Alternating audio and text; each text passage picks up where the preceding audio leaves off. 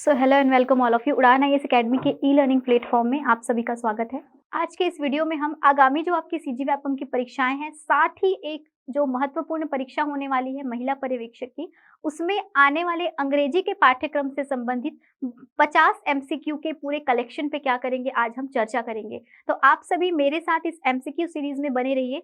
साथ ही आप अपने आप को भी चेक करिएगा कि आप 50 में से 50 महत्वपूर्ण एमसीक्यू पैटर्न में से कितने को आप स्वयं हल कर पा रहे हैं। आज के इस वीडियो में आप खुद को जांच तो पाएंगे ही मेरे साथ एमसीक्यू का उत्तर देते हुए, साथ ही आपको कुछ नए फैक्ट्स भी मेरे द्वारा मालूम चलेंगे। तो आप जो भी चीजें आपको नई मालूम चलती है उसको जरूर नोट डाउन करते चलिएगा, ताकि आप अपनी शब्दावली दैट इज वोकैबुलरी बढ़ा सके, क्योंकि आप सभी जानते हैं अंग्रेजी में वोकैबुलरी का एक अच्छा खासा वेटेज है। तो बिल्कुल इस वीडियो को शुरू करते हैं। इस वीडियो में आज हमारा पहला क्वेश्चन है, the following sentence has been split into 4 segments, identify the segment that contains a grammatical error. आप सभी को मालूम है हमारे इस परीक्षा महिला पर्यवेक्षक की जो परीक्षा होने वाली है, विशेष रूप से ये वीडियो उसी के लिए है। उसके जो पाठ्यक्रम है उसमें आपको शब्दावली से लेके आपको टेंस, वॉइस, ये सारी चीजों को तैयारी करनी है। तो जो मेरा पैटर्न है वो उसी पैटर्न में आपको प्रश्न मिलेंगे जिसमें आने की संभावना है। टॉपिक जो है उसी से संबंधित क्वेश्चन रहेंगे, पैटर्न बदल सकता है। यहाँ पर एरर फाइंड करने वाला क्वेश्चन है, लेकिन हो सकता है ये आपके ग्रामर के किसी टॉपिक से संबंधित क्वेश्चन हो। देखते हैं, यहाँ पर क्वेश्चन है वो कहता है find the grammatical error if any. तो पहले क्वेश्चन पढ़ लेते हैं। Rahul Singh very sweet when he is in a good mood. यहाँ तक आपका सेंटेंस समाप्त होता है। इस सेंटेंस में आपको कुछ स्लैश करके वाक्य को तोड़ा गया है और कुछ ऑप्शन दिए हुए हैं। ऑप्शन पे अगर देखेंगे, ऑप्शन कहता है very sweet when he is in a good mood Rahul Singh. तो यहाँ पर एरर ढूंढना है कौन से पार्ट में है, सीधे सीधे उस पार्ट को ऑप्शन में दे दिया है। तो जिन लोगों को पार्ट्स ऑफ स्पीच के अंतर्गत एडजेक्टिव मतलब जो विशेषण होता है वो पता होगा, वो इस प्रश्न को बना चुके होंगे। इस प्रश्न में आपका राहुल सिंह तो बिल्कुल सही लिखा है। ग्रामेटिकली सिंपल प्रेजेंट टेंस का ये वाक्य लग रहा है जिसमें राहुल के साथ सिंह लगना इज गुड। वेरी स्वीट, यहाँ पर ये जो वेरी स्वीट है ये एक एडजेक्टिव का काम कर रहा है, और आप सभी जानते हैं कि जब हम एडजेक्टिव लगाते हैं तो वो केवल एक वर्ब या एक नाउन के रूप में नहीं लगता, वो अपना एक एब्स्ट्रैक्ट फॉर्म ले लेता है। यहाँ पर स्वीट जो आपका है वो एक्चुअली में स्वीट ना होके क्या होना चाहिए, स्वीटली होना चाहिए। तो यहाँ पर स्वीटली नहीं लिखा हुआ है क्योंकि वो बहुत मधुरता से गाता है, ये कहते हैं आप बहुत मधुर गाता है। When he is in good mood, ये लाइन भी पूरी सही लग रही है। इस हिसाब से एडजेक्टिव पार्ट में एरर फाइंड होता है यहाँ पे, और आप ऑप्शन सीधे सीधे क्या लगा देंगे, very sweet, that is option A. यहाँ पर ध्यान रखेंगे आपको सही आंसर नहीं बताने को बोला है, वो केवल ये बोला है कौन से पार्ट में एरर है। तो अगर आपके हिसाब से वेरी स्वीट में एरर है, आप वो टिक कर देंगे, आपको सही उत्तर हो जाएगा। इस हिसाब से ये क्वेश्चन का आंसर होता है ऑप्शन ए, आपने लगा लिया। अगला देखते हैं क्वेश्चन, फाइंड द एरर। फिर से आपको एरर फाइंड करना है। एक सेंटेंस के कुछ पार्ट दिए हुए हैं। Mahavir was advocate of non violence. ठीक है, पहले तो इसका मतलब समझना पड़ेगा। कहता है कि महावीर करके कोई पर्सनैलिटी है जो क्या है, एक एडवोकेट है of non violence. Non violence मतलब जो हिंसा ना करे या जो अहिंसा हो। तो नॉन वायलेंस वाला पार्ट भी सही है। यहाँ पे महावीर नाम में तो कोई गड़बड़ है ही नहीं। वॉज आप पास्ट टेंस में लगा सकते हैं, इट्स ओके। अगर इसमें एरर की बात करें तो इस पार्ट में देखते हैं जहां पे उसके पेशे से संबंधित एक वर्ड लिखा है एडवोकेट। आपको अगर आर्टिकल आप लोगों ने पढ़ा होगा, आर्टिकल में हम जानते हैं कि कोई भी शब्द जिसके पहले आर्टिकल लगा हो उस शब्द को आपको गौर से देखना होता है। मैंने पहले भी फर्स्ट लेटर फर्स्ट साउंड का कॉन्सेप्ट बताया हुआ है, जिसके हिसाब से यहाँ का ए, और अगर इसका हम प्रोनाउंसिएशन करें तो वो ए के रूप में होता है। तो ये भी आपका स्वर है, ये भी आपका स्वर है। पहला अक्षर पहली ध्वनि के कॉन्सेप्ट से यहाँ पे ए नहीं, यहाँ पे आर्टिकल क्या आना चाहिए, एन आना चाहिए। इस हिसाब से आपका एरर कौन से पार्ट में मिलता है, एरर मिलता है हमको ए, बी, सी और डी में से ऑप्शन सी अ एडवोकेट में। यहाँ पे एन एडवोकेट ये होना चाहिए। इस हिसाब से ऑप्शन सी इसका सही उत्तर है। अगला क्वेश्चन देखते हैं, select the alternative that will improve the underline part of the sentence. In case there is no improvement select no improvement. अगर इस क्वेश्चन में आपको एरर नहीं फाइंड करना है, इस क्वेश्चन में आपको इंप्रूव करना है, इसको और अच्छा बनाना है। अगर आप इस क्वेश्चन में एरर फाइंड नहीं करना है, इम्प्रूव करना है बोल रहा है, तब भी आप इसमें एरर के हिसाब से ही ढूंढेंगे। अगर बोल रहा है अगर इसमें कोई भी अगर आपको इम्प्रूवमेंट नहीं करना है, कोई भी सुधार नहीं करना है, तो सीधे नो इम्प्रूवमेंट वाले ऑप्शन को लगा देना, जो कि यहाँ पे ऑप्शन डी के रूप में दिख रहा है, नो एरर टाइप का ऑप्शन। तो देखते हैं पहले question. Siddharth want to become a football player. ठीक है, यहाँ पे सिद्धार्थ है, सिद्धार्थ एक थर्ड पर्सन सिंगुलर नाउन है, एक नाम है, एक लड़के का नाम है, ही है वो। But needs to practice more rigorously. Rigorously का मतलब होता है कड़ाई से, कड़ाई से, कठिनता से नहीं बोलते हैं, जो बहुत आपको कड़ाई से पढ़ाई करने की जरूरत है वैसा वाला। तो आपको ये एक शब्दावली भी आपकी बढ़ गई कि रिगर्सली का मतलब होता है कड़ाई से, एकदम कठिनता से। तो कहता है Siddharth want to become a football player but needs to practice more rigorously. वो एक फुटबॉल प्लेयर पर बनना चाहता है, लेकिन उसको और ज्यादा कड़ाई से प्रैक्टिस करने की जरूरत है। देखिए यहाँ पर एक क्रिया है नीड और यहाँ पर एक क्रिया है वांट। अगर आप लोगों का टेंस क्लियर होगा, आप बिल्कुल 1 मिनट में समझ पाएंगे कि यहाँ पर जो सिद्धार्थ है वो थर्ड पर्सन सिंगुलर नाउन है, और थर्ड पर्सन सिंगुलर नाउन के साथ जो भी वर्ब लगती है वो नियम के हिसाब से सब्जेक्ट प्लस वर्ब का फर्स्ट फॉर्म प्लस ऑब्जेक्ट ही होगा। लेकिन अगर ये आपका थर्ड पर्सन सिंगुलर नाउन है तो यहाँ पर वर्ब के फर्स्ट फॉर्म के साथ एस और एस निश्चित रूप से जुड़ता है। इस हिसाब से यहाँ पे वांट आपका क्या है, एक गलत वर्ब लिखा हुआ है, वो एक्चुअली में सिद्धार्थ के साथ साथ वांट्स होना चाहिए। तो आप लोगों ने देखा कि इस सेंटेंस में इंप्रूवमेंट की जरूरत एक जगह पे है, और कहीं पे जरूरत है तो और कहीं पे फिलहाल तो जरूरत नहीं है। इस हिसाब से अगर ऑप्शन पे नजर डालेंगे ना तो देखिए वो पहले ही बता दिया है कि वांट वाले सेक्शन में ही गड़बड़ है, और वांट का क्या होना चाहिए, तो वांटेड बिकमिंग होगा क्या? नहीं, क्योंकि ये सिंपल प्रेजेंट टेंस का वाक्य है, वांटेड नहीं होगा। अगर बात करें वांट्स टू बिकम तो ये बिल्कुल सही है। इज वांटिंग टू बिकम भी नहीं होगा, क्योंकि इज वांटिंग टू बिकम अगर होता, अगर आपको पीछे वाला सेंटेंस नहीं दिया होता, यहाँ ऑलरेडी से नीड्स दिया है, मतलब एक सिंपल प्रेजेंट टेंस का वाक्य है, पूरा वाक्य उसी में चलेगा। इसके हिसाब से आपको यहाँ पे wants टू बिकम लगाना पड़ेगा। Option B is the right one. ठीक है, तो आपको ये वाले क्वेश्चन का सही उत्तर मिल गया है। बात करते हैं अगले क्वेश्चन की। फिर से आपको एरर फाइंड करना है या फिर करेक्ट आंसर फाइंड करना है। चूज द करेक्ट आंसर, सही उत्तर का चयन करें। My friend has got a new job, my friend has got a new work, my friend is got a new job, my friend did got a new job. तो यहाँ पे 4 वाक्य लिखे हुए हैं, 4 में कौन सा सही है, ग्रामेटिकल आपको देखना है। अगर आप ये इस टाइप के क्वेश्चन की प्रैक्टिस करना चाहते हैं, it is a part of nothing but the topic tense, तो आपको टेंस क्लियर होना चाहिए। यहाँ पर आपका जो अगर ध्यान से देखेंगे तो आपको सेंटेंस में तीन चीजें हर जगह दिख रही हैं। ये पूरा हिस्सा सब्जेक्ट लग रहा है, ये पूरा हिस्सा आपको वर्ब लग रहा है, और रेस्ट ऑफ द पार्ट लग रहे हैं आपको ऑब्जेक्ट। आपको कहीं ना कहीं सिंटेक्स में इसको फिट बैठाना है और ये सेक्शन बन जाएगा। अगर बात करें my friend has got a new job, ये तो लाइन सही लग रही है, इसमें कुछ भी गलत नहीं लग रहा है। हैज यहाँ पर एक हेल्पिंग वर्ब है, बट ये एक मेन वर्ब के जैसा काम कर रहा है। अगर बात करें my friend has got a new work, तो देखिए नया जॉब और नए वर्क में जो मोस्ट अप्रोप्रिएट टर्म है ना, वो नया जॉब होता है, नया वर्क नहीं बोलते हैं। नया काम मिलने को ना नया जॉब मिलना बोलते हैं। तो न्यू वर्क वाला ऑप्शन यहीं से गलत लग रहा है। Knew my friend is got a new job, is got नहीं होगा, किसी चीज के मिलना के लिए हैज और हैव की क्रिया लगाएंगे, यहाँ पे इज ऑप्शन ही गलत है। My friend did got a new job, यहाँ पर डिड बिल्कुल गलत है। अगर आपको इसी बात को कि मेरे दोस्त को एक नई जॉब मिली थी पास्ट में ही बोलना है, तो आपको इसको हैड लगाना पड़ेगा, ना कि आप डिड लगाएंगे। इस हिसाब से option A he most appropriate नजर आ रहा है। ऑप्शन ए आपका क्या आप ले सकते हैं, सही उत्तर ले सकते हैं। Option A is the right answer for this question.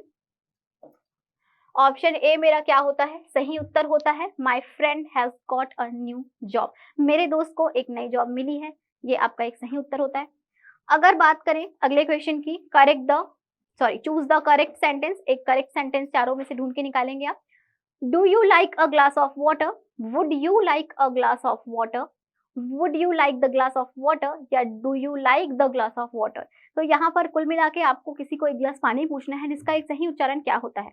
तो ये भी ग्रामेटिकली आप अगर टेंसेस जानते हैं, टेंसेस का इंट्रोगेटिव बनाना जानते हैं, तो आपसे बन जाएगा।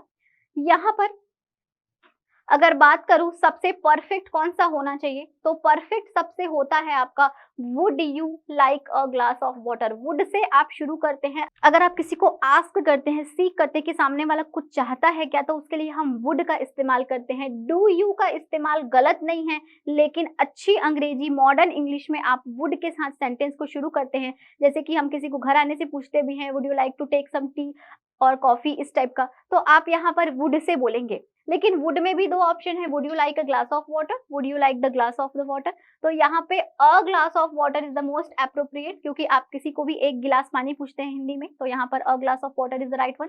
ऑप्शन बी इसका सही उत्तर होगा, ना कि द ग्लास ऑफ वाटर सही उत्तर होगा।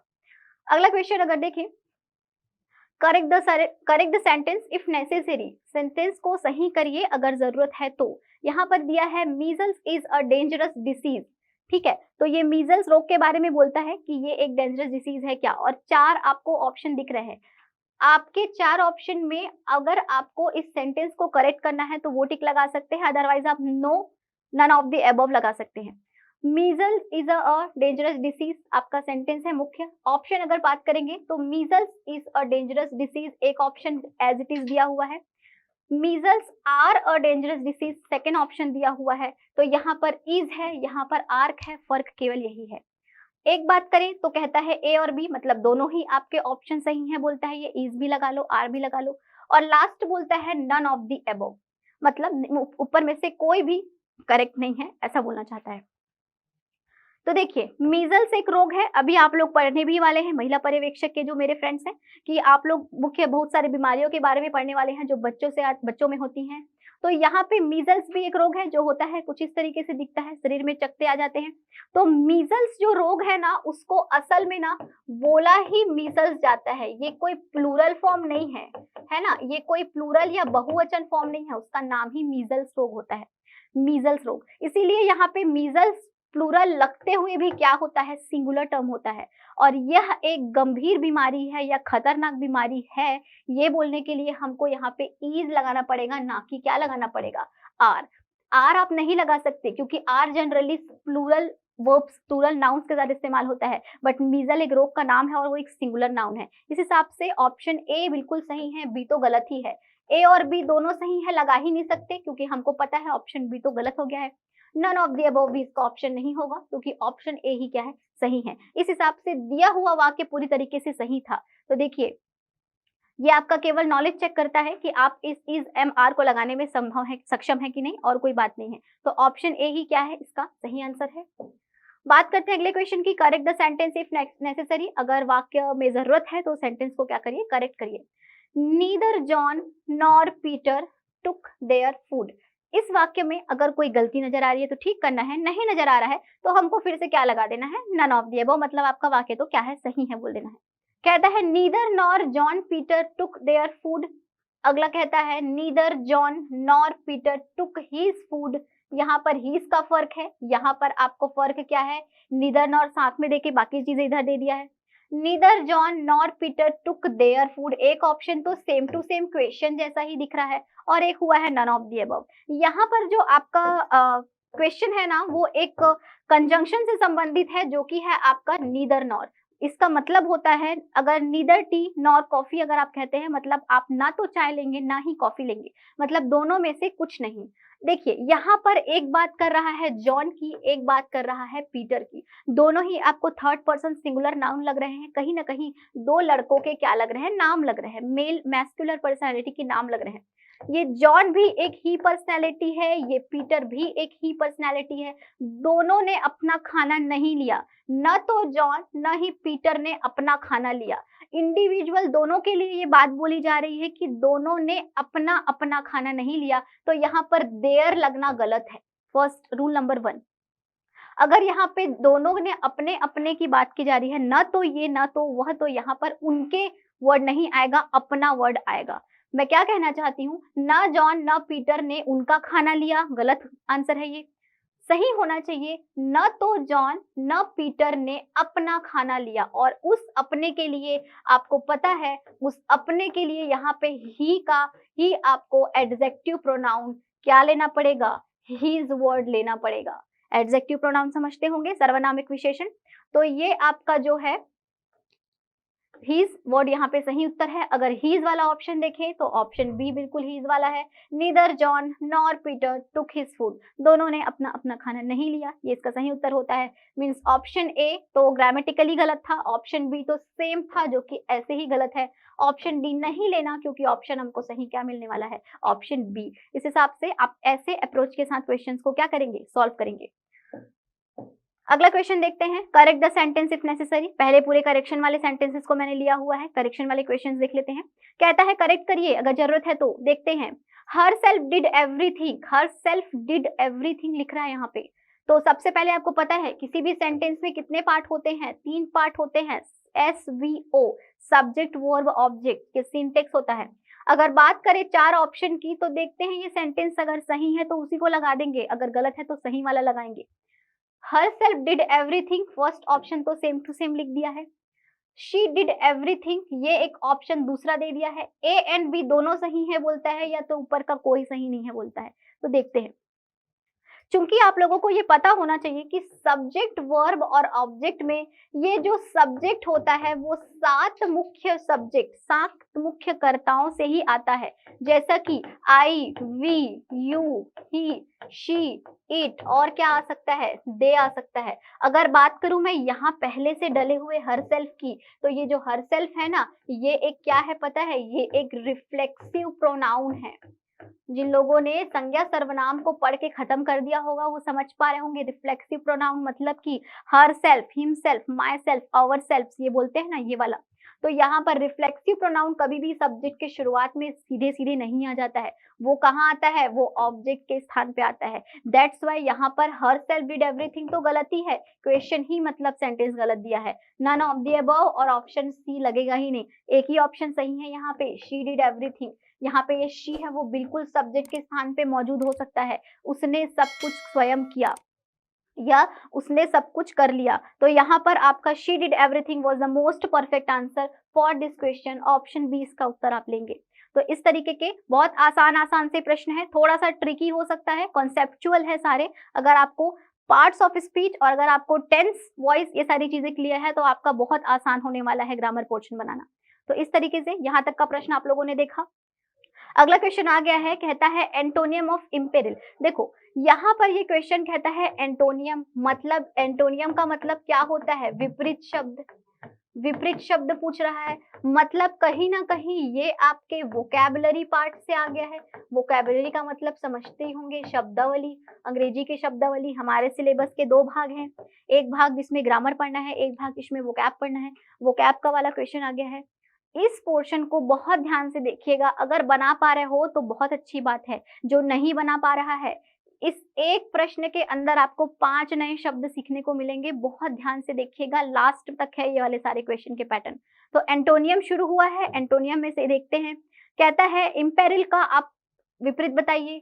पहला ऑप्शन दिया है सेफ गार्ड, एंडेंजर्ड, हैजार्ड या फिर जियोपर्डाइज। तो यहाँ पे 4 ऑप्शन दे दिया है, इसमें से किसका पता है क्या, किसी का हिंदी में मतलब, जब तक आपको इसका अर्थ या मीनिंग नहीं पता है आप इसको बताएंगे ही कैसे कि कौन सा समान अर्थ देता है, कौन सा विपरीत अर्थ देता है। इस हिसाब से देखते हैं इसके पहले अर्थ। अर्थ कहता है इम्पेरिल मतलब होता है जोखिम में डालना या जोखिम में होना। सेफ गार्ड की बात करें तो रक्षा, रक्षा, सेफ मतलब रक्षा करना होता है। अगर बात करें इंडेंजर्ड मतलब खतरे में, और हैजार्ड मतलब खतरा, बोलते हैं ना smoking is hazardous to health, hazardous मतलब खतरा होता है। और अगर जियोपर्डाइज की बात करें तो इसका मतलब भी खतरा ही होता है। हमको क्या पूछा है, विपरीत। विपरीत मतलब जो एक दूसरे से विपरीत मीनिंग दे, अर्थ दे। जोखिम का खतरा, खतरा और ये खतरा तीनों ही समान अर्थ में मतलब देता है। जोखिम खतरा एक ही है जो ऑपोजिट मीनिंग देता है, कौन सा वाला, सेफ गार्ड। इस अप्रोच के साथ आप सॉल्व करेंगे वोकैबुलरी को। तो फर्स्ट आपका जो ऑप्शन है सेफ गार्ड, ये क्या है, इसका सही उत्तर है कि एंटोनियम ऑफ एम्पेरिल क्या होता है, सेफ गार्ड होता है। तो इस तरीके से आप बनाएंगे इस क्वेश्चन को। अगला क्वेश्चन एंटोनियम से है, फिर से इंस्क्रूटेबल, आपका वर्ड दिया हुआ है इंस्क्रूटेबल, इसका आपको विपरीत बताना है। आपके ऑप्शंस है बैफलिंग, ऑब्वियस, कंफ्यूज या फिर रिड्यूस। आपको 4 अलग अलग चीजें दी गई हैं, इनमें से 1-2 का मतलब तो आप समझ ही सकते हैं। ऑब्वियस मतलब होता है स्पष्ट रूप से, ऐसा जो आप समझते हैं। कंफ्यूज का मतलब होता है क्या, जो क्या हो, थोड़ा सा उलझा हुआ हो। रिड्यूस का मतलब कम करने से संबंधित हम समझ सकते हैं। बैफलिंग का मतलब अगर नहीं मालूम है तो मैं बता देती हूँ। बैफलिंग का मतलब होता है आपका चौंकाने वाला। बैफलिंग का मतलब क्या होता है? चौंकाने वाला। कंफ्यूज का मतलब भ्रमित होता है। रिड्यूस का मतलब कम होता है। ऑब्वियस का मतलब स्पष्ट होता है। और इंस्क्रूटेबल मतलब होता है रहस्यमय या रहस्यमयी ढंग से। तो देखो, उल्टा निकालना है। रहस्यमय मतलब ढका हुआ, छिपा हुआ, जिस जो ज्ञात ना हो, उसका उल्टा क्या हो जाने वाला है? स्पष्ट। जो कि सभी को ज्ञात हो, जो सभी क्या हो के सामने हो, सभी के लिए ऑब्वियस हो। इसका मतलब कि इसका उल्टा मीनिंग कौन सा दे रहा है? इसका उल्टा मीनिंग दे रहा है आपका,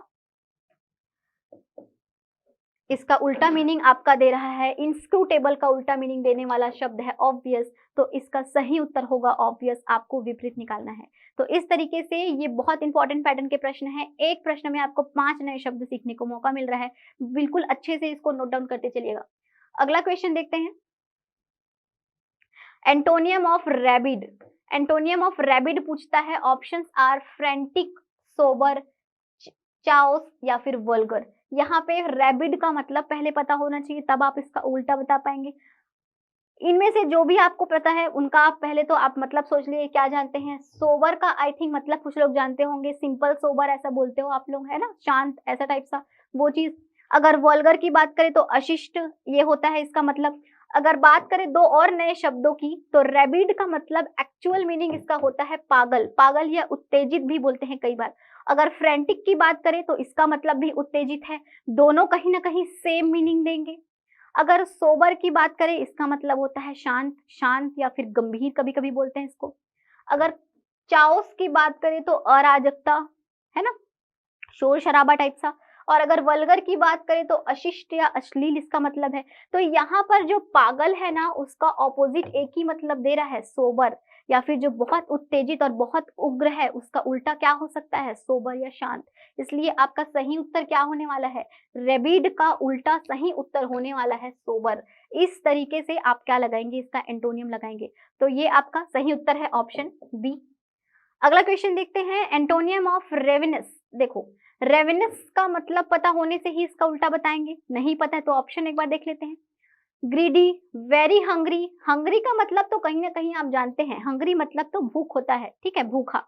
अगर बात करें अश्युग्ड, नहीं पता। नन ऑफ दिस मतलब इनमें से कोई नहीं। तो देखते हैं, अगर आपको पता है मतलब तो बन जाएगा, नहीं पता होने से दिक्कत जाती, इसलिए बोलते हैं वोकैबुलरी जरूर बढ़ाइए, काम आने वाला है। नन ऑफ दिस आके तो और परेशानी बढ़ा देता है, मतलब इनमें से हो सकता है कोई ना भी हो। देखते हैं पहले तो मतलब। अगर रेवेनस की बात करें तो यहाँ पे लिखा हुआ है क्षुधातुर। क्षुधातुर, आपको एक बात अगर मैं बताऊं, क्षुधा, क्षुधा मतलब की होती है लिप्सा या फिर एक तरीके से ना भारी भूख। समझते हैं, एक तरीके से भारी भूख, किसी चीज को खाने की क्षुधा होना, क्रेविंग टाइप सा। तो यहाँ पे ये हो गया इसका मतलब। अगर ग्रीडी की बात करें तो मोस्ट इंपॉर्टेंट टर्म लालची इसका मतलब होता है, वह एक लालची लड़का है, he is a greedy person. अगर बात करें वेरी हंग्री तो इसका मतलब होता है बहुत भूख आना। और अगर बात करें एश्यूज, इसका मतलब क्या होता है? शांत।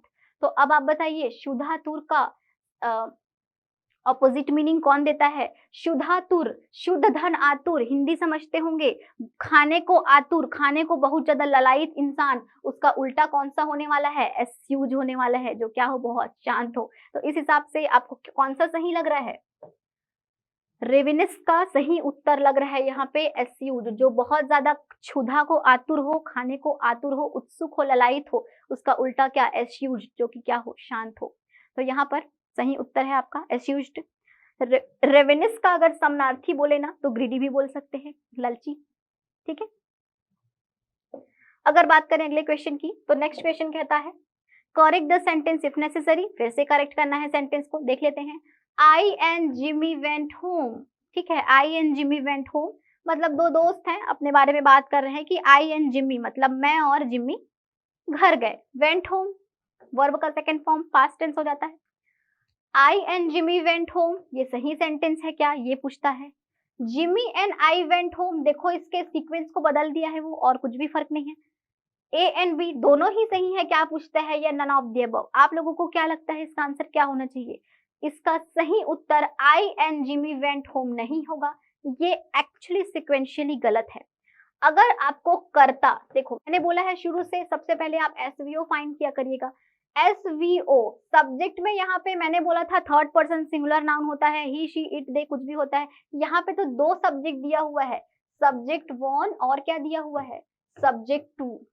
तो देखिए सब्जेक्ट वन सब्जेक्ट टू, दो सब्जेक्ट है, इनका सीक्वेंस बहुत इंपॉर्टेंट है। यहाँ पे आई मतलब मैं, जिमी मतलब मेरा एक दोस्त जिसका नाम जिमी है। तो आई और जिमी, मैं और जिमी घर गए, हिंदी में बोलने के टाइम ये बोलेंगे, लेकिन पता है अंग्रेजी में बोलने टाइम इंग्लिश में परफेक्ट क्या बोलते हैं, जिमी एंड आई, जिमी और मैं घर गए, ऐसा बोलना पड़ता है। Option B is the right answer. इसके बारे में एक कॉन्सेप्ट सुनिएगा, बहुत काम आने वाला है ये।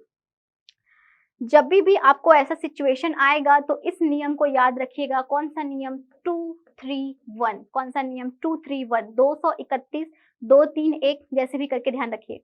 कभी भी जब आपको एक से अधिक कर्ता मिलेंगे, एक से अधिक सब्जेक्ट मिलेंगे, तो इस सीक्वेंस में आपको जमाना पड़ेगा। जैसे कि टू बोलने का मतलब second person should come first, सबसे पहले कौन सा आएगा, सेकेंड पर्सन आएगा। आपको पता है सेकेंड पर्सन यू होता है। अगर बात करें थ्री बोला है तो थ्री का मतलब कौन सा आएगा, थर्ड पर्सन सेकंड आएगा। और ये थर्ड पर्सन क्या हो सकते हैं, ही शी इट, और क्या हो सकता है, दे हो सकता है। बात करते हैं first person comes should come last, मतलब फर्स्ट पर्सन कहाँ पे आएगा, लास्ट में, मतलब लास्ट में किसको लिखना पड़ेगा, आई और वी को। अगर आपको एग्जाम्पल में दिखाए तो यू ही एंड आई लिख सकते हो, यू शी एंड वी लिख सकते हो। कुछ इस तरीके से आप इनके सीक्वेंस को जमा सकते हैं। The sequence will be 2, 3 and 1। तो अब आप लोगों को समझ आ गया होगा कि जहां आपको एक से अधिक कर्ता मिले और उनको जमाना हो तो कुछ इस सीक्वेंस में जमाइएगा, 2, 3 एंड 1। देखते हैं इससे संबंधित एक आध क्वेश्चन दिखाते हैं आपके प्रैक्टिस के लिए। Correct the sentence if necessary. Question कहता है आई एंड शी आर फ्रेंड्स। अभी कॉन्सेप्ट बताया है मैंने, जमा के आंसर करिए कमेंट में क्या होना चाहिए इसका answer. I and she are friends, I and she are friends, she and I are friends, she and me are friends, या फिर none of the above। देखिए सबसे पहली चीज यहाँ पर अगर I और she दिया है ना तो वो I और she ही रहेगा, अचानक से me में नहीं परिवर्तित होगा। सब्जेक्ट के स्थान पे, कर्ता के स्थान पे बताया है पहले भी मैंने, कभी भी ऑब्जेक्टिव केस मी नहीं आ सकता, वहां पे I ही रहेगा। ये ऑप्शन यही गलत हो गया। यहाँ पर अभी मैंने सीक्वेंस क्या बताया था, 2, 3, 1, इसका मतलब कि सबसे पहले क्या आना चाहिए, यू वाला है ही नहीं यहाँ पे। ही शी इट वाला, ही शी इट है क्या है, और आई तो क्या होता है फर्स्ट। ऑप्शन बी ही क्या होगा, इसका सही उत्तर होगा। तो इस तरीके से ऑप्शन बी सही उत्तर निकला। अगला देखते हैं, अगर choose the correct sentence, correct sentence if necessary. देखते हैं यहाँ पे, I you and she can do it, मतलब मैं तुम और वह यह कर सकते हैं। सेंटेंस सुनने में तो सही लग रहा है, सीक्वेंस गड़बड़ है क्या, बताइएगा। यहाँ पे 3 सब्जेक्ट दिया हुआ है, 1, 2 और 3। जमाने का क्या सिखाई हूँ, 2, 3 और 1, इसका मतलब क्या हो जाएगा, यू। ठीक है, तीनों में से यू आगे आना चाहिए, ये वाला और ये वाला तो वहीं पे ऑप्शन गलत कर लेंगे। एलिमिनेशन मेथड अप्लाई कीजिएगा फ्रेंड्स। यू दोनों में ठीक है। फिर आई आएगा क्या, नहीं आई तो नहीं, क्योंकि उसके बाद तो थर्ड पर्सन आता है, ही शी इट दे आता है, मतलब ये वाला ऑप्शन तो यहीं पे गलत हो गया। ये वाला ऑप्शन ही सबसे सही है, you she and I can do it, मतलब तुम, वह और मैं यह काम कर सकते हैं। तो option C is the right one. बात करते हैं अगले क्वेश्चन की। यहां से एक नया टॉपिक आपका शुरू होता है, वो टॉपिक है आपका स्पेलिंग्स। स्पेलिंग्स करके सीधे सीधे क्वेश्चन एग्जाम में दिया हुआ है टॉपिक आपके सिलेबस में। स्पेलिंग करेक्शन आपको एग्जाम में एक क्वेश्चन आता ही है, बहुत ध्यान से इसको देखिएगा, ये भी आपके शब्दावली का हिस्सा है। 4 आपको स्पेलिंग्स दी हुई है, इसमें कहता है कि कौन सा सही है। मोनोटोनस, आपका ये जो रूट वर्ड इसका दिखता है वो मोनोटोनस है। सिर्फ स्पेलिंग पे बात करेंगे। अगर इसकी स्पेलिंग पे बात करें तो आप लोगों को कौन सी स्पेलिंग सही लग रही है, इसकी जो, अगर इसके चारों स्पेलिंग्स को ध्यान से देखेंगे तो मोनोटोनस, ये भी मोनोटोनस ही प्रोनाउंस करता है, ये मोनोटोनासस, थोड़ा सा NA वाला हिस्सा गड़बड़ है इसका। और अगर बात करें मोनाटोनस तो ये नहीं होता है, मोनो वर्ड इसमें होना है। तो अगर मोनो वर्ड की बात करें, 2 ऑप्शन यहीं पे गलत हो गया है, 2 ही है हमारे पास। मोनोटोनस, एक ये आंसर है आपके पास और एक ये आंसर है। The perfect answer will be monotonous. अगर मोनोटोनस की बात करूं तो इसका मतलब होता है हिंदी में नीरस, जिसमें क्या हो, रस ही ना हो। नीरस जो होता है ना, कई लोग बोलते हैं he is such A monotonous person करके, वह एक नीरस लड़का है। तो नीरस इसका एक हिंदी मीनिंग होगा। आपको स्पेलिंग तो सीखनी ही है, साथ साथ उसका हिंदी में मतलब भी समझ जाइए, क्या पता अगले बार आपको ये काम आ जाए। तो बिल्कुल इसको ध्यान से लिख के रखिएगा, मोनोटोनस इसका सही स्पेलिंग और साथ ही इसका मतलब। बात करते हैं अगले क्वेश्चन की। कहता है choose the correct spelled word. Scissors, scissors, scissors और सीजर्स, सभी की बात है सीजर्स। फोटो भी दे दिए हैं यहाँ पे। सीजर्स का मतलब सभी जानते हैं कैंची। एक्चुअली ये लास्ट एस से ही खत्म होने वाला एक शब्द है, लेकिन ये प्लूरल नहीं, एक सिंगुलर वर्ड ही है। जैसे कि स्पेक्स लास्ट में एस से खत्म होता है। थोड़ी देर पहले अभी मैं एक और शब्द बताई थी आपको, मीजल्स। सुनने में ऐसा लगता है कि लास्ट में एस है, प्लूरल होगा, लेकिन वो वर्ड ही मीजल्स होता है। तो यहाँ पे आपको सीजर्स की सही स्पेलिंग जाननी है, एग्जाम में आया हुआ क्वेश्चन है ये। सीजर्स की सही स्पेलिंग आपका होता है ऑप्शन ए, SCISSORS। स्पेलिंग को लिख लीजिए, याद कर लीजिए, बहुत इंपॉर्टेंट है। सीजर्स की स्पेलिंग होती है ये, और इसका मतलब तो आप सभी को मतलब है कैची, इसका मतलब होता है। अगला आपको क्वेश्चन दिया हुआ है, choose the correct spelled word and choose the correct spelled word. Offence, affence, offience या ऑफेंस। तो क्या होना चाहिए इसका सही उत्तर? ऑफेंस वर्ड समझते होंगे आप लोग, अपराध या थोड़ा सा हिंसा से संबंधित एक वर्ड है, तो ये इसका सही ऑप्शन नहीं है। ए से ये बिल्कुल शुरू नहीं होता है, ऑफियंस भी नहीं है, ऑफेंस ही इसका सही उत्तर होता है, जिसका मतलब होता है अपराध। तो इस टॉपिक के साथ आप नए शब्दों के स्पेलिंग्स के साथ साथ न उसके मतलब भी जान रहे हैं, ये बहुत इंपॉर्टेंट है आपके एग्जाम के लिए, जरूर करके देखिएगा। अगला आपका क्या दिख रहा है, choose the correct spelled word. Violence, violence, violence and none of the above. Violence को मैंने यहाँ चित्र के रूप में दिखाने का प्रयास किया है। वॉयलेंस का मतलब आप समझते हैं, हिंसात्मक प्रतिक्रिया या कोई हिंसा। अगर बात करें इसकी सही स्पेलिंग की, तो इसका सही स्पेलिंग आपका ऑप्शन ए है, वॉयलेंस। अगर इसकी बात करें तो यहाँ पे LA के कारण ये उत्तर गलत हो गया है, और अगर बात करें इसमें तो यहाँ पर S नहीं CE होना चाहिए। तो वॉयलेंस का सही उत्तर होता है ऑप्शन ए।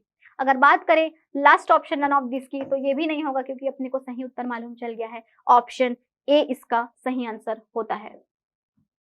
बात करते हैं choose the correctly spelled word. फिर से करेक्शन करना है, रेस्पॉन्स, रेस्पेंस, रेस्पॉन्स या फिर नन ऑफ द अबव। तो आप सभी का सुना हुआ शब्द है ये रिस्पॉन्स, जिसका मतलब हम हिंदी में प्रतिक्रिया समझते हैं। तो यदि आपको प्रतिक्रिया शब्द का अंग्रेजी में मतलब जानना है, तो इसका क्या मतलब होता है, रिस्पॉन्स। बोलते हैं ना, मैंने इतनी बात की बट उसने रिस्पॉन्स नहीं दिया, तो बिल्कुल इसका हिंदी में मतलब प्रतिक्रिया, और अंग्रेजी में स्पेलिंग हो जाएगा रेस्पॉन्स। यहाँ पे दोनों स्पेलिंग इसकी क्या है, गलत है। तो यहाँ पर देखते हैं अगला question, choose the correctly spelled word. फिर से गलत स्पेलिंग, सही स्पेलिंग ढूंढनी है हमको, 4 गलत में से। इवेंचुअल, इवेंटल, इवेंचुअल या फिर इवेंटॉल। देखिए थोड़ा सा ना एक जैसा फीलिंग देता है। अगर बात करें इन दोनों की, तो ग्रामेटिकल तो ये गलत ही लग रहे हैं, मीनिंगलेस है ये, है ना। लेकिन इन दोनों में फर्क बहुत मुश्किल है ढूंढना। यहाँ पर एक में ए दिया है और एक में क्या दिया है, ई दिया है। इवेंट वर्ड समझते हैं आप लोग? अगर आप लोग इवेंट वर्ड समझते हैं तो आपको पता चल जाएगा, इवेंचुअली ही केम्ड, ऐसा बोलते हैं ना, अचानक वो आया, अंतिम रूप से वो आया। तो इस तरीके से इवेंट से बना हुआ एक शब्द इवेंचुअल होता है, जिसका मतलब होता है अंतिम रूप से या अंतिम समय, ऐसा। तो eventually he came to me, अचानक या अंतिम वो क्या हुआ, मेरे समय, मेरे तरफ आया। तो यहाँ पे इवेंचुअल का सही मतलब है EVENTUAL। तो आज हमारा अगला क्वेश्चन है, ये भी है आपके स्पेलिंग से रिलेटेड ही। 4 आपको स्पेलिंग्स दी हुई है, इसमें आपको रिलक्टेंस वर्ड ढूंढना है। अगर इसका थोड़ा सा भी आपको मीनिंग पता है, तो रिलक्ट और टेंस, इन 2 वर्ड के समेशन से ये वर्ड बनता है। उपसर्ग प्रत्यय समझते हैं, उपसर्ग प्रत्यय, उस टाइप के नियमों से आप ऐसे क्वेश्चंस को बना सकते हैं। कैपेसिटेंस, रेजिस्टेंस, ऐसे सारे क्वेश्चंस जो होते हैं इन्हीं से बनते हैं। अगर रिलक्टेंस की बात करें, तो इसका मतलब रिलक्ट और टेंस को मिला के कुछ होना चाहिए। टेंस की स्पेलिंग तो अपने को पता चल गई है, मतलब जहां पे वो स्पेलिंग सही नहीं है अपन वहीं से गलत कर देंगे। ये रिलक्ट वर्ड भी यहाँ पे सही नहीं है, यहीं से गलत हो गया। अगर यहाँ बात करें तो रिलक्ट की स्पेलिंग और टेंस की स्पेलिंग दोनों गलत है, यहाँ पे एस आ चुका है। एक ही और उत्तर सही मिल रहा है हम लोगों को रिलेक्टेंस के लिए, जो कि ऑप्शन ए है। अगर इसके हिंदी मतलब की बात करें, तो अनिच्छा इसका मतलब होता है। इसका मतलब है कि जिसमें करने की इच्छा ना हो या फिर जो इच्छुक ना हो, तो रिलक्टेंस मतलब अनिच्छा, ये आपको एक वर्ड मिलता है। अगला क्वेश्चन लिखा हुआ है वॉरिसम। अगर बात करें तो ये वॉरिसम ना, ये वॉरी वर्ड जो होता है ना, चिंता, उससे बना हुआ एक शब्द है। और अगर इसकी बात करें तो ये बिल्कुल एक आपका एब्स्ट्रैक्ट नाउन है वॉरी का, जिसको आप सीधे सीधे क्या बोलते हैं, वॉरिसम, मतलब कि क्या, चिंताजनक। हिंदी में क्या हो जाता है, चिंताजनक। अगर बात करें यहाँ पे वॉरिसम की, तो कौन से स्पेलिंग सबसे सिमिलर लग रहा है चारों में से, सबसे सिमिलर लग रहा है ऑप्शन बी। मतलब ये तो यहीं पे गलत हो गया, SOM अकेले नहीं लगेगा, ई लगना चाहिए। वैसे ही एक और वर्ड होता है, यहीं पे देख लीजिए, वाइस, वाइस मतलब बुद्धिमान, और इसका एब्स्ट्रैक्ट नाउन क्या हो जाता है, विजडम, है ना। तो ऐसे सब क्या है आपके बनते हैं सारी चीजें। अगर बात करें अगला क्वेश्चन की, तो यहाँ पे फिर से वही वर्ड है स्पेलिंग वाला, हैरेसमेंट आपका ये मेन वर्ड है। अगर बात करें इसके सही आंसर की, तो पहले क्वेश्चन में आपको हैरेसमेंट यहाँ पर लिखा हुआ है, सभी में प्रोनाउंसिएशन वाइज ये हैरेसमेंट ही है, केवल और केवल फर्क स्पेलिंग का हो सकता है। क्योंकि यहाँ पे एक वर्ड मेंट आना चाहिए, मेंट आपको जहाँ पे दिख रहा है वो सही, जो नहीं है वो वहीं पे गलत। यहाँ पे MENT की जगह MANT दे दिया है, तो वो ऑप्शन वहीं गलत कर दोगे आप। और अगर बात करें सही स्पेलिंग कौन सी होनी चाहिए, तो ये हरासमेंट, हरासमेंट, हरासमेंट। ये जो है डबल R यहाँ दिया हुआ है, गलत है। एक्चुअल में हरेसमेंट की स्पेलिंग में डबल S होता है, हरासमेंट। तो option C is the right one. यहाँ पे स्पेलिंग में रिपीटेशन नहीं है, इसलिए वो गलत हो जाता है। बात करते हैं होता क्या है, तो आप प्रताड़ना शब्द समझते हैं या उत्पीड़न, उस तरीके से इसका मतलब होता है, हरेसमेंट का मतलब उसी से मतलब लिया जाता है। तो यहाँ पे अगले क्वेश्चन की बात करते हैं, इन्वॉल्वमेंट। इन्वॉल्वमेंट फिर से मेंट वाला क्वेश्चन आया है, इन्वॉल्व प्लस मेंट मतलब कि क्या, किसी चीज में क्या हो जाना, भागीदार बनना, भागीदारी होना, समझते हैं आप सभी। तो इन्वॉल्व और मेंट जहां आपको दिख रहा है वो लगा सकेंगे। अगर ये दोनों की बात करें, दोनों में मांट दिख रहा है, that is not grammatical right. अगर मेंट की बात करें, है दोनों में मेंट, लेकिन ये इन्वॉल्वमेंट है और ये involvement. Option D is the right one, involve और मेंट दोनों होता है। ऑप्शन डी इसका सही उत्तर है, भागीदारी होना। बात करते हैं अगले क्वेश्चन की, ब्यूरोक्रेसी। आप सभी को पता है इसका हिंदी में मतलब होता है लोकतंत्र। तो बात करें अगर इसके स्पेलिंग की, तो क्रेसी वर्ड ही आपको मदद करेगा इसको ढूंढने में। अगर क्रेसी वर्ड दिख रहा है आपको कहीं पे, ये तो गलत है, CRECY नहीं होता है, होना क्या चाहिए, CRACY। ब्यूरो के साथ आप लगा दोगे क्रेसी, ये बन जाएगा ब्यूरोक्रेसी, मतलब क्या, लोकतंत्र। तो ऐसे उपसर्ग और प्रत्यय से आप लोग आसानी से स्पेलिंग्स को सीख सकते हैं, थोड़ा सा आसान जाता है, अदरवाइज एक एक शब्द को रटने के। तो आप इस तरीके से क्या कर सकते हैं, इसको सीख सकते हैं। अगला एक क्वेश्चन दिया हुआ है, करेक्ट स्पेलिंग को बताइए। Cliff hanger, Cliff hanger, flip hanger या फिर क्लिफ हैंगर। देखिए यहाँ पर सिर्फ फर्क है आपके स्पेलिंग का। अगर यहाँ पे हैंगर की स्पेलिंग से बात करें, तो यहाँ पे हैंगर की स्पेलिंग गलत दी हुई है, और बात है अगर फ्लिप हैंगर की, तो ये गलत ही है।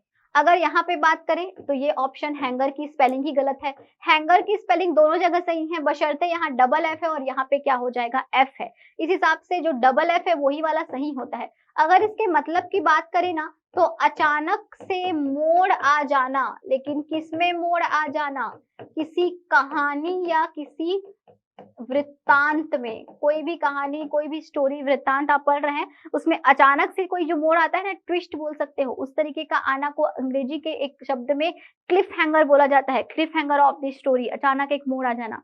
तो इस तरीके से option B is the right answer. अगले क्वेश्चन की बात करते हैं, प्रीपोजिशन से संबंधित ये क्वेश्चन शुरू हो गया है। प्रीपोजिशन के बारे में ये क्वेश्चन पूछता है। अगर क्वेश्चन को पढ़े तो ही got too tired dash over work, दिख पा रहे हैं आप, बहुत टायर्ड है ये।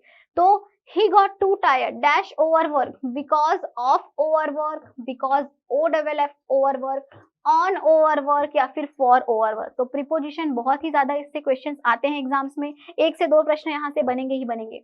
तो यहाँ पर देखिए समझिएगा कि वह बहुत थक गया, he got too tired, too मतलब बहुत, यहाँ पे टू का मतलब ना बहुत से है। एक और टू होता है ऐसा वाला, वो प्रीपोजिशन होता है, लेकिन यहाँ पे TOO मतलब होता है बहुत। तो यहाँ पर आपको ये कहना चाहता है ही got too tired dash over work. तो किस वजह से वो इतना ज्यादा थक गया, बिकॉज, क्योंकि, ओवर वर्क ज्यादा काम। तो यहाँ पे अभी भी देखना है OF आएगा कि OFF, यहाँ पे क्या आना चाहिए, OF। वह बहुत ज्यादा थक गया ज्यादा काम करने के कारण। तो यहाँ पे इसका हिंदी में मतलब होता है के कारण। बिकॉज का मतलब कारण, ऑफ का मतलब के। अगर ये वाले ऑफ की बात करें तो ये डिफरेंट मीनिंग देता है। तो यहाँ पे option A is the right one, option A ही लगना चाहिए यहाँ पे। He got too tired because of overwork, बहुत ज्यादा काम करने के कारण वह थक गया। पुट सुटेबल प्रीपोजिशन, आपको फिर से प्रीपोजिशन लगाना है। कहता है the train dash as fast as the bus. ठीक है, तो कहीं ना कहीं आपको यहाँ पे फास्ट या तेजी के बारे में बताता है, किसके किसके, एक ट्रेन और एक बस के। तो यहाँ पर हिंदी में अगर मतलब समझने का प्रयास करेंगे तो कुछ ऐसा लग रहा है कि ट्रेन और बस एकदम तेज गति से चल रही है, भाग रही है, या एक जैसे ही भागते हैं। बात करते हैं इसमें जो सुटेबल वर्ड डालना है वो क्या होना चाहिए। तो ये एक सब्जेक्टिव पोर्शन है, ये एक आपका क्या पोर्शन है, ऑब्जेक्टिव पोर्शन है। बीच में एक वर्ब मिसिंग है, इन चारों में से आपको उस वर्ब को ढूंढ के डालना है। तो देखिएगा, the train went as fast as, running as fast as, moves as fast as, या फिर गोइंग। तो ये एक तरीके का आपका एक फैक्चुअल सेंटेंस है, एक निर्णायक स्थिति पे है ये सेंटेंस कि ट्रेन और बस एक जैसे दौड़ते हैं, एक जैसे चलते हैं। तो यहाँ पर रनिंग नहीं होना चाहिए। अगर रनिंग डालेंगे तो जीरंड फॉर्म भी अगर आप डालेंगे तो एक हेल्पिंग वर्ब जरूरी होता है। The train is running as fastest होना चाहिए, तो सिर्फ रनिंग दिया है तो गलत है। अगर वेंट की बात करें तो ये इसका मतलब हो जाएगा कि पहले चलता था, अब ट्रेन और बस एक जैसे नहीं चलते, तो ये भी ऑप्शन गलत हो जाएगा। अगर गोइंग की बात करें तो फिर से हेल्पिंग वर्ब वाला इशू आ जा रहा है। एक ही ऑप्शन बचता है, option C, that is the train moves. Move मतलब होता है चलना और मूव्स मतलब हो जाएगा चलता है। The train moves as fast as the bus. यहाँ पर आपको समझना पड़ेगा कि सब्जेक्ट प्लस वर्ब का फॉर्म प्लस ऑब्जेक्ट तो लगा है, लेकिन वर्ब के साथ नियमानुसार एस या ईएस आप जोड़े हैं। क्यों जोड़े हैं? क्योंकि जो सब्जेक्ट है वो आपका द ट्रेन है और वो इट के अंदर आता है, और हमको मालूम है अगर सब्जेक्ट में ही, शी और इट रहता है तो वर्ब के साथ एस या ईएस जरूर जोड़ा जाता है सिंपल प्रेजेंट टेंस में, जो फैक्चुअल बातों को बोलेगा। तो यहाँ पे the train moves as fast as the bus is the right answer. अगला क्वेश्चन देखते हैं। अगला क्वेश्चन कहता है put the suitable preposition, she is going to quit her job dash they give her pay rise. पे rise मतलब, पे मतलब तो आपको पता है पेमेंट से संबंधित है ना, पैसा देना। अगर राइज की बात करें तो ये इसका मतलब होता है बढ़ोतरी, मतलब वो तभी काम करेगी, सॉरी, वो she is going to quit her job, एक तरीके का फ्यूचर टेंस में ये बात बोला जा रहा है। ध्यान होगा आप सभी को, फ्यूचर टेंस में इज गोइंग टू लगाते हैं। वह अपने जॉब को छोड़ने वाली है, डैश दे गिव हर अ पे राइज, जब तक वो उसके पैसे की बढ़ोतरी ना दे। तो यहाँ पर मैंने क्या बोला, एक वर्ड जब तक, या फिर क्या बोला मैंने, यदि। उसके लिए एक सुटेबल प्रीपोजिशन लगाना है, और they give, until they give, unless they give, या फिर providing. Best option is unless. यदि वे उसको पैसे में बढ़ोतरी नहीं देंगे तो वो क्या कर देगी, अपने जॉब को छोड़ देगी। Unless is the right answer. अगला क्वेश्चन देखते हैं, प्रीपोजिशन से संबंधित है। Near the historic monument, historic monument मतलब ऐतिहासिक धरोहर। देयर इज अ ब्रिज, एक क्या है, ब्रिज है, डैश द थेम्स रिवर। ये है आपका क्या, थेम्स रिवर। ओरिजिनल पिक है थेम्स रिवर का। थेम्स रिवर के ऊपर क्या गया है, बोल रहा है ब्रिज गया है। तो आपको पता है प्रीपोजिशन में हम लगाते हैं अबव और अबव, बिलो, नियर, फार। यहाँ पर अगर अबव, ओवर, ऑफ और टुवर्ड्स दिया है, अबव का मतलब ऊपर होता है, सही है। ओवर का मतलब भी ऊपर होता है, लेकिन अगर यहाँ पे एक बॉक्स के ऊपर एक बॉल रखा है तो ये अबव द बॉक्स बोल सकते हैं। लेकिन अगर इस बॉक्स के ऊपर से ये बॉल क्या है, ऐसे घूम के जा रहा है, ऐसे हवा में तैर के जा रहा है, तो आप इसको ओवर द बॉक्स बोल सकते हैं। अगर ऑफ द बॉक्स बोलते हैं डिफरेंट मीनिंग देगा। टुवर्ड्स मतलब की होता है की ओर जाना। टुवर्ड्स मतलब क्या होता है, की ओर जाना। मतलब कि अगर यहाँ पे एक बॉक्स है और ये बॉल को मैं बॉक्स की ओर भेजूं तो ये हो जाएगा towards the box.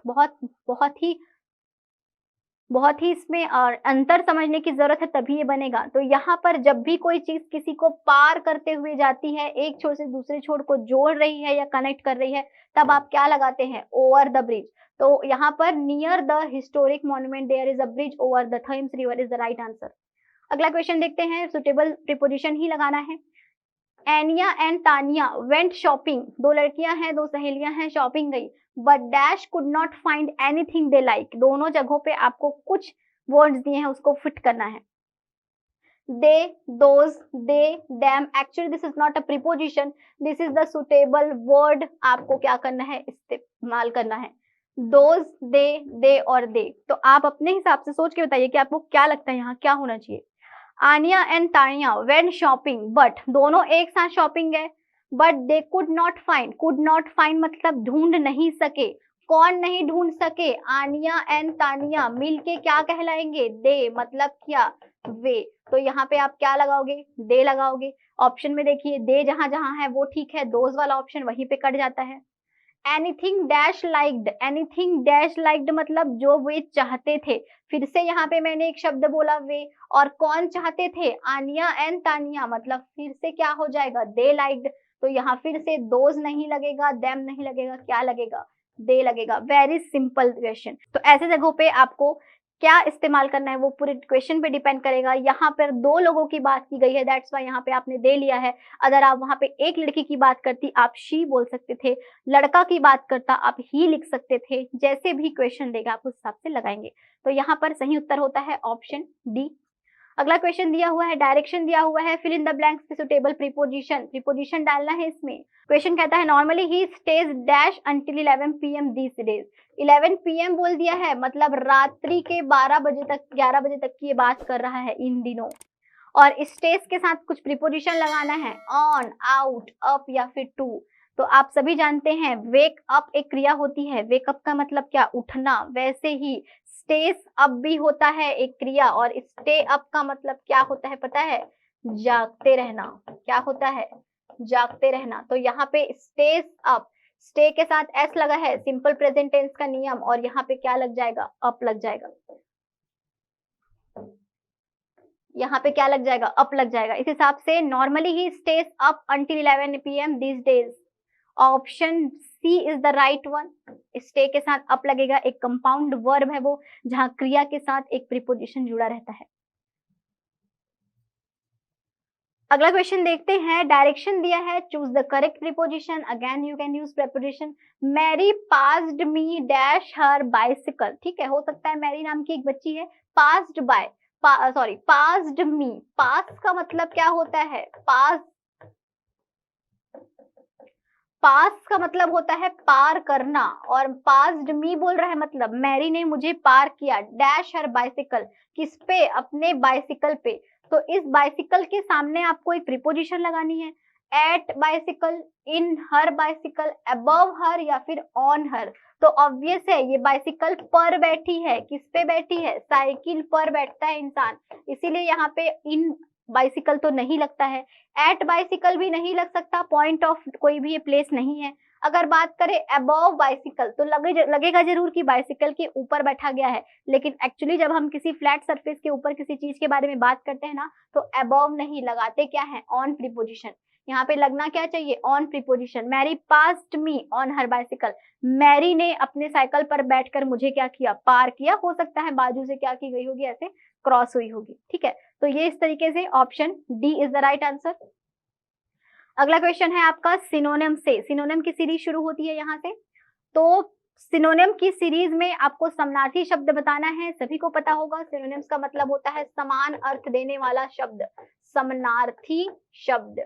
Typical, sorry atypical, इस शब्द का आपको समानार्थी बताना है। पहले इसका मतलब तो पता ही होना चाहिए। नॉर्मल का मतलब पता ही होगा, सामान्य। फास्ट मतलब तेज।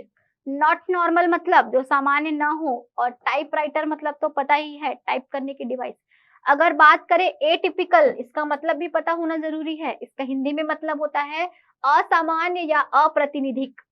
अगर बात करें नॉर्मल की तो सामान्य, तेजी से। नॉट नॉर्मल मतलब सामान्य नहीं, और टाइपराइटर मतलब तो टाइपराइटर ही होगा। यहाँ पर इसका ऑपोजिट मीनिंग देखो, टाइप टिपिकल के साथ टाइपराइटर को बहुत खूबसूरती से दिया है कंफ्यूज करने के लिए, दोनों में टाइप टाइप टाइप का दिखता है करके, इसीलिए नहीं, टाइपराइटर नहीं लगा देना वहां पे, मतलब जान के ही लगाना। तो यहाँ पर असामान्य का समानार्थी क्या होना चाहिए? सामान्य होगा क्या? नहीं, वो तो उल्टा हो जाएगा। तेजी तो इररिलेवेंट ऑप्शन है, टाइपराइटर तो कंफ्यूज करने को दिया आपको। केवल और केवल एक ही है जो समान अर्थ प्रदान करता है, और वो कौन सा है? Not normal. मतलब जो असामान्य है वो क्या है? सामान्य नहीं है। दोनों एक ही मीनिंग दे रहे हैं। Option C is the right one. ये टाइपराइटर वाला केवल और केवल न्यू बिगिनर्स को, न्यू एस्पिरेंट्स को कंफ्यूज करने देता है। तो ये ऑप्शन आपका कौन सा सही हो गया? ऑप्शन सी सही हो गया। अगला क्वेश्चन देखते हैं शरणार्थी का बीग्रज। बीग्रज का आपको निकालना है समान अर्थ। ऑप्शंस आर स्लो, स्लो मतलब तो धीमा, आप सभी जानते हैं। टू एनवी अनदर्स प्रोसेशन, सोरो, सोरो मतलब दुख होता है। रिकवर, रिकवर मतलब आप सभी जानते हैं। अगर इनके मतलब पे जाते हैं तो देखते हैं बीग्रज का मतलब हिंदी में होता है ईर्ष्या, ईर्ष्या करना किसी से। अगर बात करें स्लो की तो धीमा होता है इसका। To envy another's possession, possession दूसरे के कब्जे से या दूसरे के कार्य से ईर्ष्या करना, दोनों समान मीनिंग दे रहा है। अगर सौरव की बात करें तो दुख होता है और रिकवर मतलब वसूली होता है। इस हिसाब से कौन सा सही होना चाहिए? सही होना चाहिए टू एनवी अनदर्स प्रोसेशन। दोनों का मतलब कहीं ना कहीं किस वर्ड से संबंधित है? ईर्ष्या वर्ड से संबंधित है। तो ऐसे ही आपको प्रश्न आएंगे और आपको ऐसे इनका आंसर करना पड़ेगा। अगला क्वेश्चन देखते हैं शरणार्थी में से बायनियल। बाइनियल वर्ड का ढूंढना है। Options are every 2 year, twice a year, quickly या स्लो। एवरी 2 ईयर मतलब हर 2 साल में। ट्वाइस अ ईयर मतलब हर साल में 2 बार। दोनों का मतलब अलग अलग होता है ना? हर साल में क्या? 2 बार। और अगर क्विकली का बोले तो जल्दी, और अगर स्लो का बोले तो धीमा। अब आपको बाइनियल का मतलब ही नहीं पता तो कैसे लगाओगे? बाइनियल का मतलब पता है क्या होता है? बाइनियल का मतलब होता है द्विवार्षिक। द्विवार्षिक मतलब क्या? जो क्या हो साल में, जो साल में क्या हो? 2 बार हो। तो देखो यहाँ पे ट्वाइस इन अ ईयर और बाइनियल दोनों ही क्या दे रहे हैं? सेम मीनिंग दे रहे हैं। इसीलिए आपको क्या लगाना है? ऑप्शन 20 का सही आंसर लगाना है। अगला क्वेश्चन देखते हैं। अगला क्वेश्चन आपका कहता है synonyms of circumvent, straight, outwit, benefit या लॉफुली। यहाँ पर आपको सबसे पहले इनका मतलब जानना पड़ेगा। सरकमवेंट का मतलब होता है दरकिनार। अगर स्ट्रेट की बात करें तो सीधे सीधे जिसको बोलते हैं। आउटविट मतलब चतुरता से अलग कर देना, और बेनिफिट मतलब लाभ, और लॉफुली मतलब कानूनी रूप से। लॉ का मतलब समझते हैं ना, कानून। लॉफुली मतलब कानूनी रूप से। यहाँ पर अगर बात करें दरकिनार करना का संबंध सीधे सीधे किससे जुड़ता है, तो दरकिनार का संबंध ऑप्शन बी से सीधा सीधा जुड़ता है। आउटविट मतलब चतुरता से दूर करना, अलग करना, और दरकिनार मतलब भी हिंदी में क्या होता है? अलग करना, दूर करना। तो option B is the perfect synonym for the word circumvent, मतलब ऑप्शन बी इसका क्या होगा? सही उत्तर होगा। अगर बात करें अगले क्वेश्चन की तो फिर ये क्वेश्चन आ गए हैं आर्टिकल से संबंधित। Fill in the blanks with the suitable article.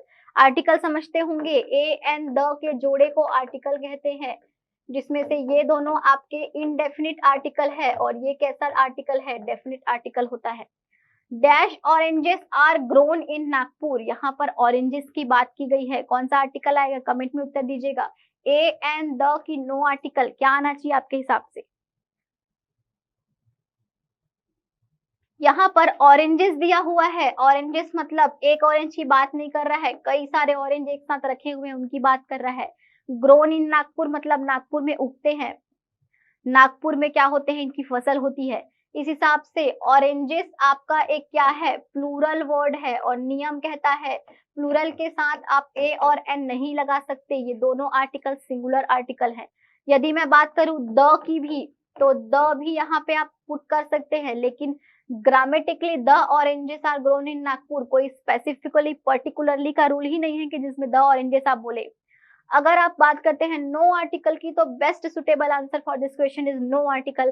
सीधे सीधे आप बोल सकते हैं oranges are grown in Nagpur, मतलब संतरों की जो खेती है सर्वाधिक रूप से कहाँ होती है? नागपुर में होती है। तो option D is the right one.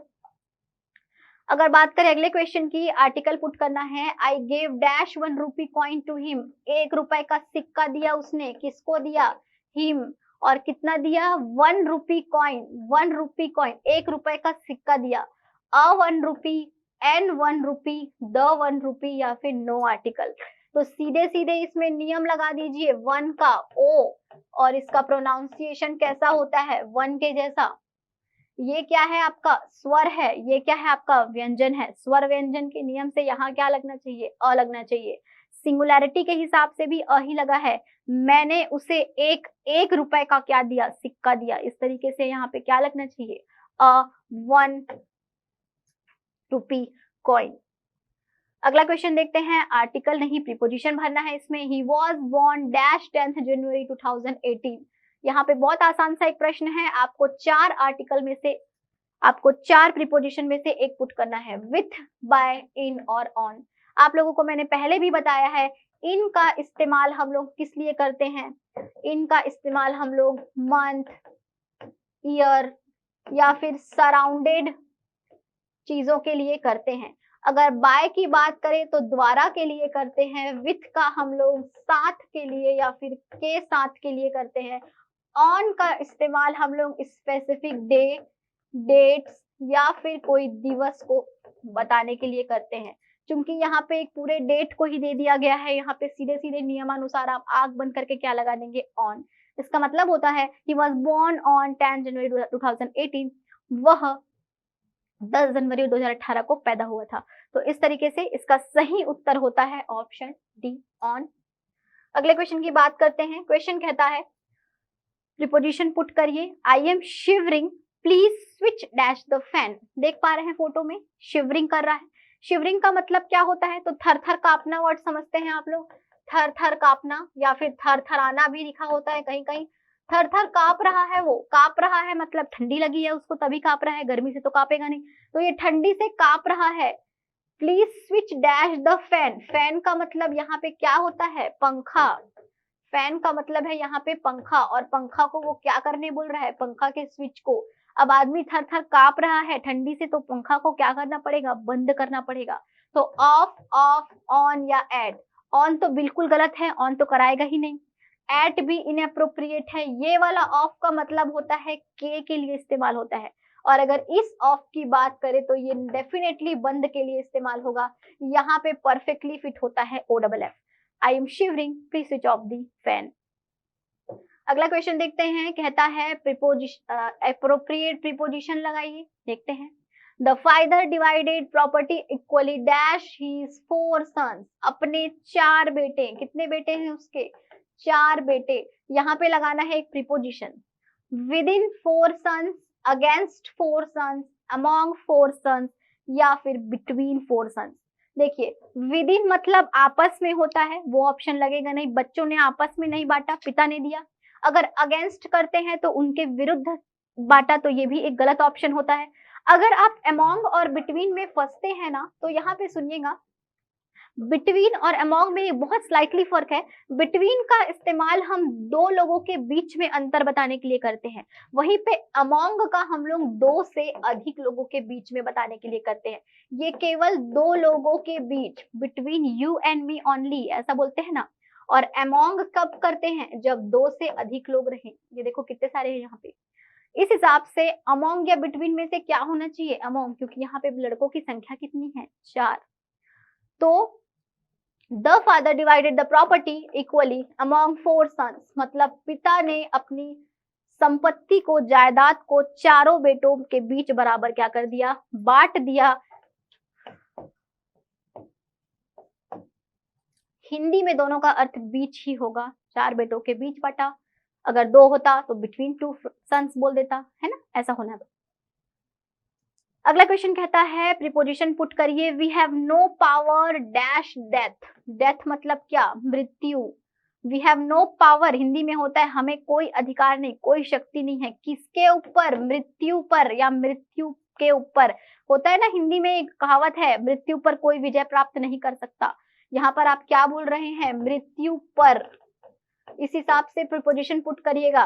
For death होगा क्या, ओवर डेथ होगा क्या, विथआउट डेथ होगा क्या, या विथ डेथ। तो विदाउट डेथ तो होना नहीं चाहिए, मृत्यु के बिना। अगर बात करें विथ डेथ तो मृत्यु के साथ, गलत है। फॉर डेथ मृत्यु के लिए, एक हद तक कुछ लोगों को सही लग सकता है, बट ग्रामेटिकल गलत है। अगर ओवर की बात करें ना, तो यहाँ पे पर से संबंधित एक शब्द ओवर ही दिख रहा है, कि मृत्यु पर हम विजय प्राप्त नहीं कर सकते। तो ओवर इसका सही उत्तर है। देखो, ब्रिज वाला ओवर भी था, वो एक डिफरेंट मीनिंग देता था। ये वाला ओवर एक क्या देता है, डिफरेंट मीनिंग देता है। एक ही प्रीपोजिशन से एक से अधिक आपके मतलब हो सकते हैं, इस चीज को थोड़ा ध्यान रखिएगा। अगर बात करें अगले क्वेश्चन की, तो ये आर्टिकल से संबंधित एक क्वेश्चन है, बहुत इंपॉर्टेंट है। देखिए, 2 आर्टिकल है इसमें। शिव कुमार एक नाम लग रहा है, Shiv Kumar is dash engineer. तो ये नियम से बनेगा लग रहा है, इंजीनियर ए एंड द लगा दीजिए अपने हिसाब से। But his wife is a teacher, दो जो शब्द हैं जिसके आगे आर्टिकल लगाना है गोला लगा लो। इंजीनियर का ई और इसका प्रोनाउंसिएशन ई, टीचर का टी और प्रोनाउंसिएशन क्या, ट। यहाँ पर दोनों क्या है, स्वर, और स्वर वाले नियम से क्या क्या फिट बैठना चाहिए, एन। और यहाँ पर क्या है, एक व्यंजन है और दूसरा क्या है आपका व्यंजन है, तो यहाँ पे क्या फिट बैठना चाहिए, अ। द का भी ऑप्शन अगर रहेगा तो देखिएगा, Shiv Kumar is the engineer. अगर आप द इंजीनियर बोलते हैं स्पेसिफिकली इंजीनियर के लिए, उसके पेशे के लिए द लगाना इज नॉट अप्रोप्रिएट हियर। आप यहाँ पर अ या एन ही पुट कर सकते हैं, एन इंजीनियर बोल सकते हैं but his wife is a teacher बोल सकते हैं। तो यहाँ पे Shiv Kumar is an engineer but his wife is a teacher is the right one. तो ऑप्शन बी इसका क्या होगा, सही आंसर होगा। अगला क्वेश्चन कहता है पेसिव वॉइस, आपके सिलेबस का ये महत्वपूर्ण हिस्सा है। वॉइस में आपको पता होना चाहिए किससे कुछ नियम होते हैं। वॉइस से रिलेटेड क्वेश्चन एक तो एग्जाम में आपको देखने को मिलता है, एक नंबर ये आपको जरूर दिलाएगा। One should not give unsolicited advice, ऐसे क्वेश्चंस में आपको पहले एसवीओ फाइंड करना पड़ता है। अगर बात करें तो ये आपका सब्जेक्ट है इस क्वेश्चन का, ये आपका एक हेल्पिंग वर्ब है, ये एक नॉट, ये आपका वर्ब है, ये आपका पूरा क्या है ऑब्जेक्ट। हम सभी को पता है जब हम एक्टिव वॉइस से पेसिव वॉइस में बनाते हैं तो एसवीओ का सीक्वेंस किस में बदल जाता है, ओवीएस में बदल जाता है। ऑब्जेक्ट आगे चला जाता है, सब्जेक्ट पीछे चला जाता है। यहाँ पर ये अनसॉलिसिटेड एडवाइस कहाँ आ जाना चाहिए, आगे आ जाना चाहिए। सब जगह तो आया है, ऑप्शन में कैसे सेलेक्ट करोगे। अगला फिर बताती हूँ कैसे ढूंढना है। हेल्पिंग वर्ब को देखना है, हेल्पिंग वर्ब अगर शुड है मतलब वो मोडाल्स है। मोडाल्स के नियम में मैंने आपको बताया है कि जो मोडाल्स दिया है सेम टू सेम वही मोडाल्स लिखना है। यहाँ पर इज कर दिया है यहीं पे गलत, कांट कर दिया है यहीं पे गलत, दिया तो शुड है ना, तो यहाँ पे सीधे सीधे क्या लिखना पड़ेगा, शुड लिखना पड़ेगा। आंसर तो यहीं से मिल गया। फिर भी आगे सुनना, अगर गिव दिया है तो गिव तो बिल्कुल थर्ड फॉर्म में आ जाता है। आप सभी को पता है जब हम लोग एक्टिव से पेसिव बनाते हैं क्रिया का हमेशा तीसरा रूप लगता है, लगा दिए तीसरा रूप। नॉट दिया है तो नॉट लगा दिए। और मोडाल्स का आपको सिंटेक्स ध्यान होना चाहिए, कभी भी क्रिया के पहले आपको एक बी वर्ब लगाना पड़ता है, और ये बी वर्ब यहाँ पे कौन है, सीधे सीधे बीईबी होता है। एक चीज सबको ध्यान आ रहा होगा, मैम ये वन कहाँ चला गया, यहाँ पे तो वन आप लिखे ही नहीं। तो ध्यान देना, जब भी हम वन, समवन, एनीवन, ऐसी चीजों का हम क्या बनाते हैं, पेसिव वॉइस बनाते हैं, तो ये पीछे जाके क्या हो जाते हैं, इनका लोप हो जाता है या इनको हटा दिया जाता है। तो यहाँ पे होना चाहिए एक्चुअली में unsolicited advice should not be given by one, लेकिन यहाँ पे जो बाय वन आप लोगों को लिखने की आदत है वो हट जाएगा और ये आंसर यहीं तक क्या हो जाएगा, आपका परफेक्ट बनेगा। तो option D is the right one. आज के इस सीरीज का हमारा आखिरी क्वेश्चन है, convert into passive voice, the boys elected Mohan captain. तो यहाँ पे ये एक सेंटेंस दिया हुआ है, पहले आप इसका टेंस ढूंढेंगे। बिना टेंस जाने वॉइस बनाना आसान नहीं होगा आपके लिए। अगर आप इसका टेंस ढूंढ पा रहे हैं तो आप समझते हैं ये पूरा सब्जेक्ट है, ये वर्ब का सेकेंड फॉर्म है और ये क्या है आपका ऑब्जेक्ट है। यहाँ पर ऑब्जेक्ट में भी दो चीजें हैं, ये ऑब्जेक्ट वन है, ये ऑब्जेक्ट टू है, ठीक है। तो इस हिसाब से आपको बनाना है। बात करें अगर सिंपल पास्ट टेंस में, अगर सब्जेक्ट वर्ब का सेकेंड फॉर्म और ऑब्जेक्ट दिया हो, इसको जब हमको एक्टिव वॉइस से पेसिव वॉइस बनाना हो, नियम कहता है ऑब्जेक्ट लगा दो, वॉज वर लगा दो, वर्ब का थर्ड फॉर्म लगा दो, बाय लगा दो और क्या लगा दो, सब्जेक्ट लगा दो, बन जाएगा। कौन सा वाला इसमें सबसे ज्यादा सुटेबल लग रहा है सिंटेक्स के हिसाब से, कमेंट करके नीचे बताइएगा मुझे, मैंने सिंटेक्स दे दिया है आपको। कौन सा वाला लग रहा है? यहाँ पर आपको मोहन जो है आपका ऑब्जेक्ट, उसको आगे ले जाना है। देखो दोनों में से, ऑब्जेक्ट में से भी चूज करना है ना, क्रिया पे प्रश्न करना, किसको इलेक्ट किया गया, मोहन को कि कैप्टन को। मोहन को, कैप्टन तो एक एडिशनल ऑब्जेक्ट है, तो मोहन आगे आ जाएगा। देखो जहां जहां मोहन आ गया वो सही है, बाकी तो गलत ही हो जाएगा। तो मोहन ठीक है। वॉज वर लगना चाहिए, यहाँ वॉज लगा है, यहाँ तो ये इज लगा दिया है, ये ऑप्शन वही गलत। यहाँ पे मोहन एंड द बॉयज ऐसे ही गलत, सीधे सीधे वॉज वाला सही है। अगर ऑप्शन में थर्ड फॉर्म लगाना है तो यहाँ पे थर्ड फॉर्म ही है। कैप्टन जो एडिशनल ऑब्जेक्ट है, आप चाहे तो यहाँ लिख सकते हैं, चाहो तो पीछे भी लिख देना। बाय लगाते ही हैं अपन, देखो मैंने यहाँ बाय लगाया है।